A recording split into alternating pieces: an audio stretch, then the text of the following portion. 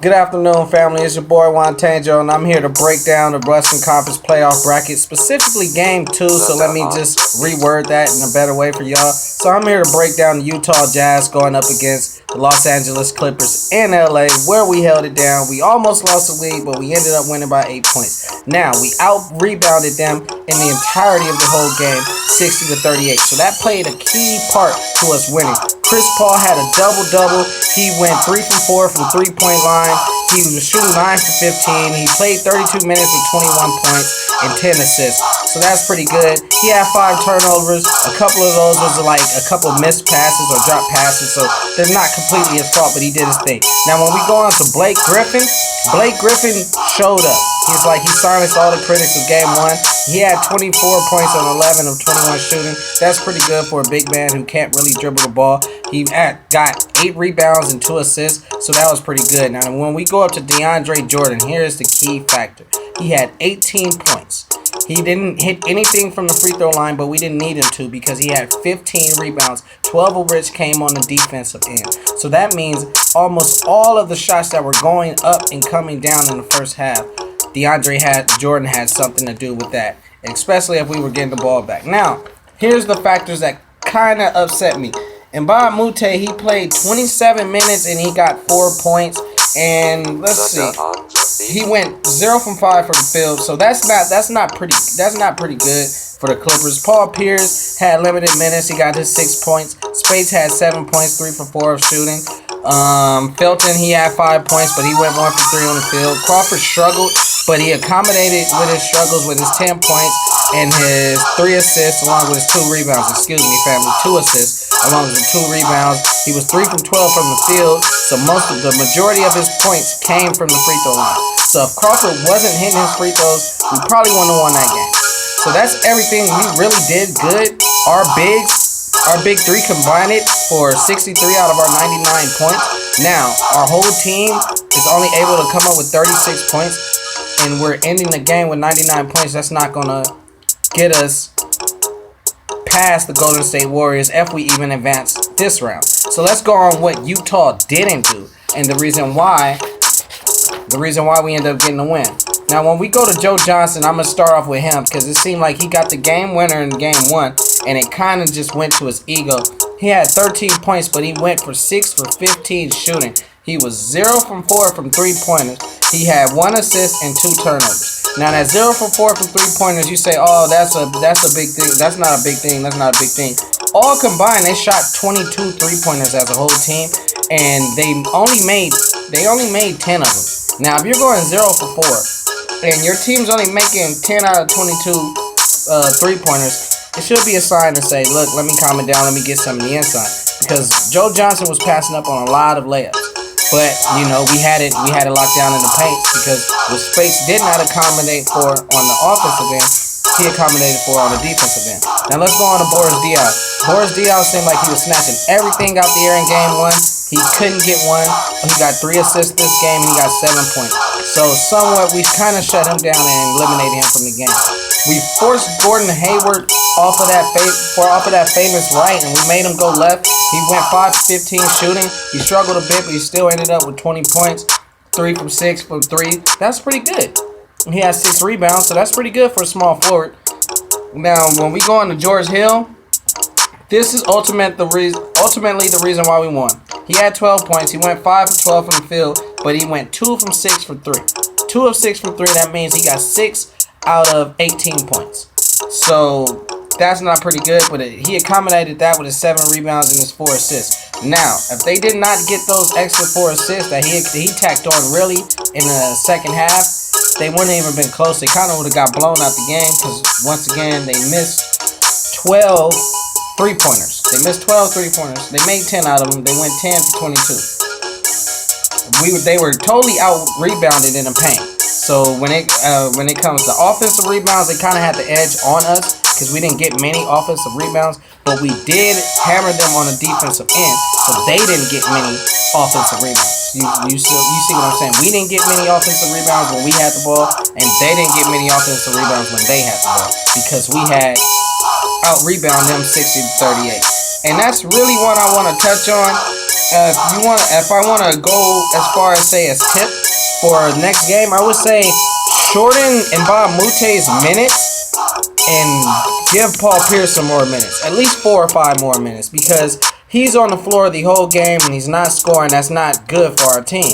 If you look at what Paul Pierce can do when he comes onto the court, he starts to generate points. When Jamal Crawford comes on the court, he generates points depending on the flow of the game. If it's a slow flow of the game, I notice it takes him a lot to get going. But when it comes to JJ Redick, I think he was he was completely absent. So we're gonna need the Clippers to completely step up as a team. Our big three is showing up. They're doing what they can, but I don't really see them averaging more than 80 points between the three of them. Why? Because last night just showed it. You know, as soon as they stop scoring, they start. Not last night, the night before. As soon as we stopped scoring, the other team started coming back, and it was mainly because our big three had started to get a little tired. You know, late game situations, I'm still seeing DeAndre Jordan on the floor late in the fourth. See, if it wasn't for the pride with the Utah Jazz's coach, the pride that the Utah Jazz's coach has, I think we would be losing. We would have been down 2-0, and here's the reason why we'd have been down 2-0. I would have put a hack of Jordan in those situations. Why? Because he's still out there. If you're going to give me something that's going to help me win, then I'm going to take it. This is a game. We're playing for a championship at the end of the day. So late game situations. This is the reason why I say the other outside of the big three, the remainder of the Clippers personnel, they have to step it up as well as the coaching, because outside of the big three, when they start doing this hack of Jordan, which is going to come before this round is over, who's going to start scoring when we sit him down? Can we rely on space to score? We shouldn't have to, because we got Mbah Mute in the starting position. Why is he starting if he's not going to score? You feel me? Can we Can we rely on Blake not to get fouled out in a game 6 situation? We can't really rely on that when you're putting all the pressures on your big threes. You feel me? I can understand that the pressure was just on them offensively and not defensively, but it's on them on both ends of the floor. So what I would say just play like you played in game 2, with shortening Mbah Mute's minutes, because he's taking too many threes. He's not making them. He's not even stepping into mid-range. He's not confident in his shot right now. It's a complete flip-flop from what he's been doing in the season. So I'll short some of those minutes out. JJ Redick has to step up, you know, and if our others start to step up more and more, we'll have no problem getting past this round pretty easy. Now, when it comes to Golden State Warriors, that's going to be a problem because they just completely dismantled Damian Lillard and them out there. They look like a bunch of no-name players up against an all-star team. So, with that being said, 63 points from our big three and 36 from the rest of our team will not get us past the Golden State Warriors. That is a team on average put up at least 115 points. 99 points will not get the Clippers to the conference finals. 99 points will probably barely get us out this round. I'm rooting for us all the way. In other news, we got Russell Westbrook and James Harden on the MVP race. This kind of upsets me because I watched that game and I don't want to judge it all off of that game, but we can judge it off of every game that they lost when he had a triple-double and the reasons why they had lost that game.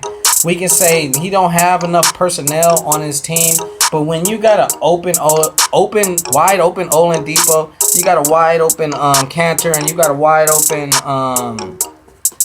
what's his name? I forgot his name. Doug McDermott. When you got those three players open, you know, and they're just looking at you hawk up 3 after 3 after 3 after 3 after 3. You shot 19 shots in a row.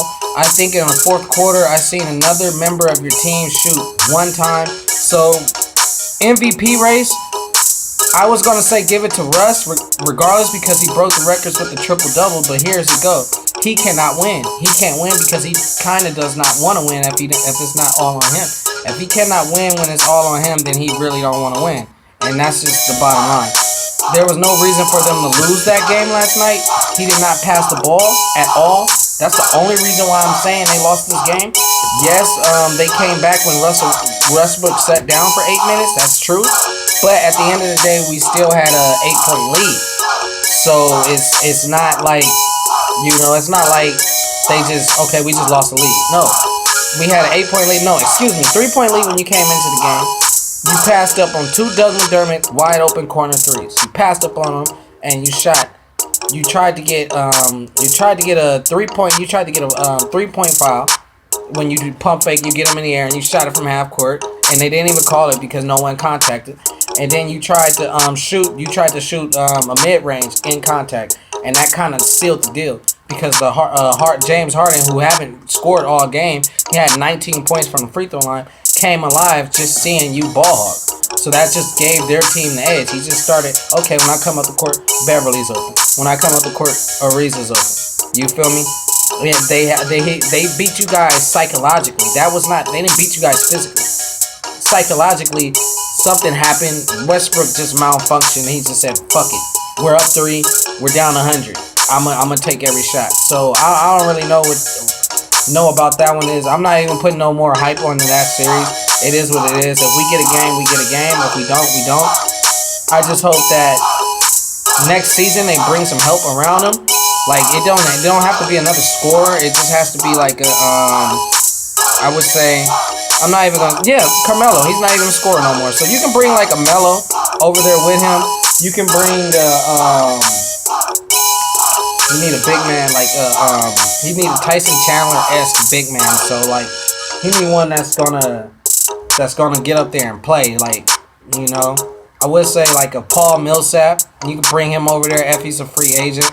But other than that, I would just say Westbrook, you gotta leave. You would have to leave OKC because it seemed like they're just getting rich off the ticket sales. They're not really concerned with winning the championship over there.